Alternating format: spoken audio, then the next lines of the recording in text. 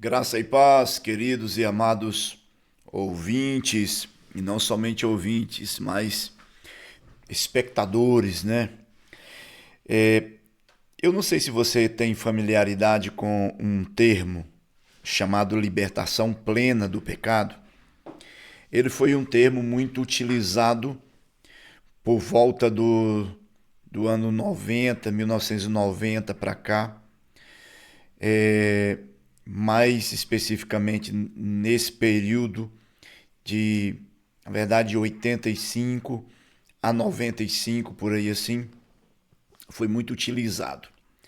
Depois ele foi se tornando um pouco mais tímido, esse, esse termo, ao ser utilizado, porque ele carregou consigo algumas, como eu diria, algumas controvérsias. Não necessariamente porque o assunto seja controverso, mas porque ele era polêmico, tá? Ele era muito polêmico e nós usávamos muito esse termo, mas ele se tornou algo polêmico e que de alguma forma criou uma divisão dentro das igrejas evangélicas no Brasil. No entanto, eu quero ver com vocês hoje aqui, apenas para a gente dar uma meditada nisso, a partir de como é que isso aconteceu.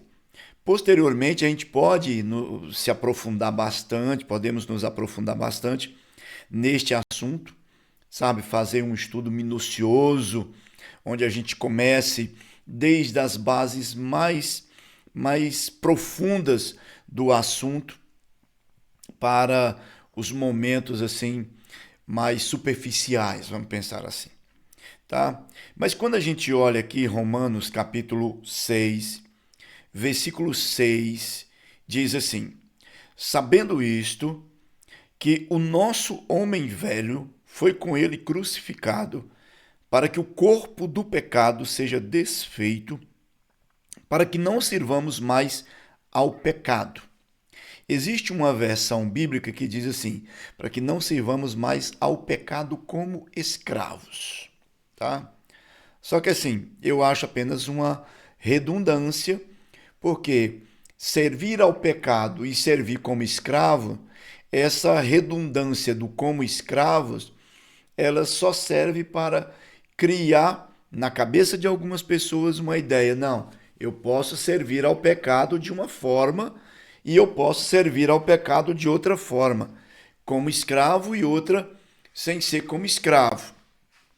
Só que as duas situações, elas são comprometedoras no que diz respeito à vida eterna, porque se eu sirvo porque sou escravo, é um problema da minha natureza perversa que me torna escravo. Se eu sirvo por não sendo escravo, já é um problema de uma decisão e escolha minha. E aí, no que diz respeito à condenação, já entra naquela situação em que Jesus Cristo falou para os fariseus, dizendo: olha, se vocês não estivessem vendo, não haveria condenação. Mas uma vez que vocês dizem que veem, então o problema está em vocês e aí vocês estão no sal, tá? Então, o que esse texto aqui realmente está dizendo? Ele está dizendo que o nosso homem velho, ou a nossa natureza carnal, a nossa natureza pecaminosa, ela foi crucificada com Cristo lá na cruz. Com que objetivo?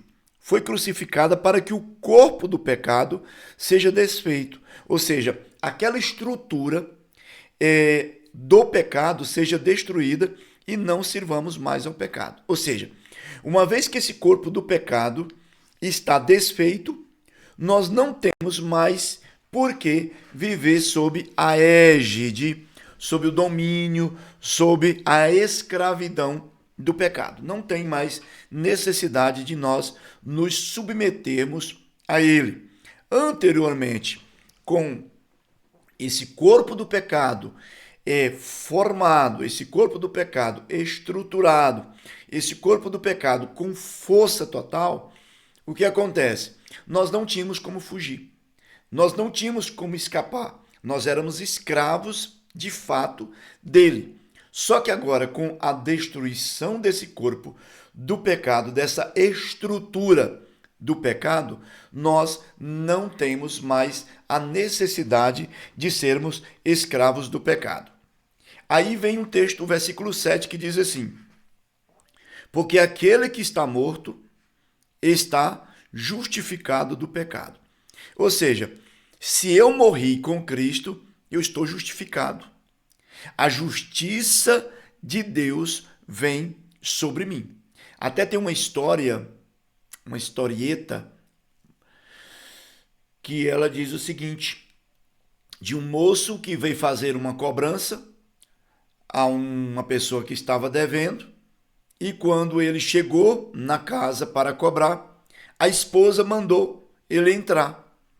Quando ele entrou, ele viu que ali sobre uma determinada mesa estava ali o devedor, só que ele estava morto. E uma vez que ele estava morto, aquele credor não tinha mais o que fazer. Aquele sujeito ali já não tinha mais como pagar. Ele ia pagar como? Ele já estava morto, ele não tinha mais como pagar. E aí esse texto aqui, ele traz uma figura muito fiel em relação a isso. Porque aquele que está morto está justificado do pecado. Ora, se já morremos com Cristo, cremos que também com ele viveremos, sabendo que, tendo sido Cristo ressuscitado dentre os mortos, já não morre, a morte já não mais tem domínio sobre ele. Pois quanto a ter morrido, de uma vez por todas, morreu para o pecado, mas quanto a viver, vive para Deus. Aí isso aqui, lá no começo, no versículo 6, diz assim, olha, o velho homem morreu, o corpo do pecado foi destruído. Quando nós chegamos aqui no versículo 7 ao versículo 10, ele vai falando das consequências da morte sobre Jesus e as consequências de Jesus sobre a morte. Quando ele chega no versículo 11, aí ele pula para nós novamente. Ele já pula para nós e diz assim: assim também vós considerai-vos como mortos para o pecado, mas vivos para Deus em Cristo Jesus nosso Senhor. Aí existe um texto que diz assim: assim também vós considerai-vos mortos para o pecado. Esta versão que eu estou usando, ela diz assim: assim também vós considerai-vos como mortos para o pecado. Então chega alguém e diz assim: não, a Bíblia está dizendo que é para considerar como morto, mas isso não quer dizer que esteja morto. Ou seja, eu estou criando aqui uma pequena desculpa de interpretação para que eu possa validar um comportamento errado meu, no que diz respeito à prática do pecado. Então esse texto está dizendo assim: assim também vós considerai-vos mortos. Mas mesmo que a gente possa considerar a palavra como, aqui, nesse contexto, como mortos, o sentido é o mesmo. Não é que eu me considere como morto, mas eu não sou morto. Eu me considero como morto. Essa expressão do como, ela faz uma ligação ao sujeito que anteriormente estava sendo mencionado, que no caso era Jesus Cristo, aquele que morreu e que a morte não teria mais domínio sobre ele. Então agora, quando ela diz assim: assim também vós considerai-vos como mortos, ou seja, tenham uma identificação com ele. Considerai-vos como, ou seja, assim como ele, vocês também. Assim como ele, nós também. Não reine, aí vem um outro texto. Versículo 12. Não reine, portanto, o pecado em vosso corpo mortal, para lhe obedecerdes em suas concupiscências. Nem tampouco apresenteis os vossos membros ao pecado por instrumentos de iniquidade, mas apresentai-vos a Deus como vivos dentre os mortos, e os vossos membros a Deus como instrumentos de justiça. Porque o pecado não terá domínio sobre vós, pois já não estáis debaixo da lei, mas debaixo da graça. Olha só, isso aqui. Então, a grande confusão que pairava sobre isso aqui é que alguns diziam: não, mas eu continuo na prática do pecado. Eu continuo pecando. Só que quando a gente vai olhar o texto, ele traz uma situação aqui, e eu não estou me referindo somente a isto aqui deste momento que eu estou lendo, mas todo o contexto da Bíblia, quando se fala de libertação do pecado, ele traz um contexto, traz um texto que é o seguinte, olha, o pecado não tem domínio sobre vocês. Aí vem um sujeito e diz assim, bom, então eu posso pecar, porque o pecado não vai ter domínio sobre mim. Não é isso que o texto está falando. Aí o outro vai dizer assim, tá vendo? Não tem domínio sobre nós. O pecado não tem domínio sobre nós, portanto, nós não pecamos. Aí ele entra sobre um outro ponto de vista que já pode criar uma controvérsia. Quando a Bíblia está dizendo, pois o pecado não terá domínio sobre vós, porque não estáis debaixo da lei, mas debaixo da graça, ele está dizendo o seguinte, vocês têm agora uma condição de escolha, onde vocês podem escolher servir a Deus, ou onde vocês podem escolher permanecer na servidão do pecado.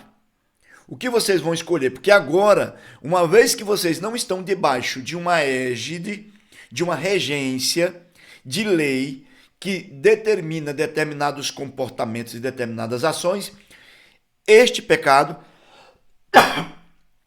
não tem domínio sobre vocês. Ele não tem domínio sobre vocês porque o domínio da morte, do pecado sobre vocês estava determinado por uma desobediência à prática da lei. E esta lei determinava que quem cometesse o pecado tinha que morrer. Quem praticasse o pecado tinha de morrer. No entanto, neste momento, o não estar debaixo da lei, mas estar debaixo da graça, é a graça se manifestando, trazendo salvação a todos e libertando o sujeito, colocando ele numa posição em que agora ele pode ter uma escolha. Eu não me submeto agora a uma prática de pecado na escravidão, mas agora eu posso me submeter a uma prática de vivência da graça. Eu tenho esse poder de escolha. Eu tenho essa condição de escolha. Só que alguns começam a ditar esse poder de escolha, limitar esse poder de escolha a um comportamento que eles carregam sobre si, a um posicionamento de escravidão. Mas eu quero que vocês pensem o seguinte, existe um comportamento aprendido, existe uma prática aprendida, existe uma atuação aprendida e que se transformou em um hábito e que esses hábitos podem ser substituídos mediante um comportamento submetido a uma nova regência, que seria a regência da graça. Só que neste momento, quando eu faço isso, eu já não necessariamente preciso estar vivendo sob a escravidão, porque antes eu estava escravo do pecado, escravo do corpo do pecado, que agora foi destruído, e escravo também da consequência do pecado. Só que neste momento, a morte que era determinada para mim como pecador, ela foi colocada em Cristo Jesus. E este levou sobre si esta condenação, carregou sobre si os nossos pecados e ao ressuscitar, nós fomos ressuscitados juntamente com ele. E ao sermos ressuscitados juntamente com ele, passamos a viver agora uma regência da graça e não da lei. A lei continua existindo e valendo para quem continua debaixo dela. E todo aquele que a transgride vai ter que experimentar a sua condenação. No entanto, porém, contudo, todavia, agora nós estamos sob a regência da graça de Deus. E uma vez debaixo dessa regência de graça, nós temos a opção de decisão pela vivência fora da prática do pecado. Eu não preciso viver mais escravo do pecado. Portanto, neste momento, uma vez que o corpo do pecado foi destruído, eu tenho uma libertação plena do pecado. E aqui começam a surgir as grandes confusões, porque aqueles que dizem não houve libertação plena do pecado, estão fazendo isso, dizendo isso, tendo em vista, tendo como referência os seus comportamentos habituais em práticas do pecado. No entanto, o que a Bíblia está dizendo é que existe uma libertação plena, baseado na regência de vivência debaixo da graça de Deus. Se eu estou sob essa regência da graça de Deus e eu me submeto a isto, dessa forma, portanto, eu posso dizer que eu estou debaixo de uma libertação plena do pecado. Onde o que Deus fez por mim foi suficiente. Não existe mais condenação para mim. Portanto, o corpo do pecado que exercia domínio sobre mim e que me regia, que me submetia a uma regência da condenação da lei, ele não existe mais, ele foi destruído. E, portanto, eu estou liberto. E uma vez liberto plenamente dessa iniquidade, eu tenho liberdade agora para decidir a viver totalmente pela graça de Deus e a me submeter aos caprichos, desejos, anseios, às deliberações da graça de Deus. Agora, aquela expressão do grego doulos, que seria escravo do pecado, agora passa a ser de Cristo Jesus. Agora nós somos servos de Cristo Jesus. Tá certo? Não numa regência de imperialismo, mas numa regência de escolha, onde eu escolho me submeter dia a dia para poder experimentar a comunhão e a alegria do Pai, do Filho e do Espírito Santo, que uma vez foram perdidas. Foi perdido lá por conta da queda adâmica, queda de Adão lá no Jardim do Éden. Portanto, estamos plenamente seguros que o pecado não dará domínio sobre vós, porquanto não estáis debaixo da lei, mas debaixo da graça, conforme Romanos 6,14. Tá bom? Grande abraço. Fiquem todos guardados no nome do Pai. Quem se despede é Pastor Lopes, aquele que veio de longe e vai mais longe para deixar você pertinho de Jesus.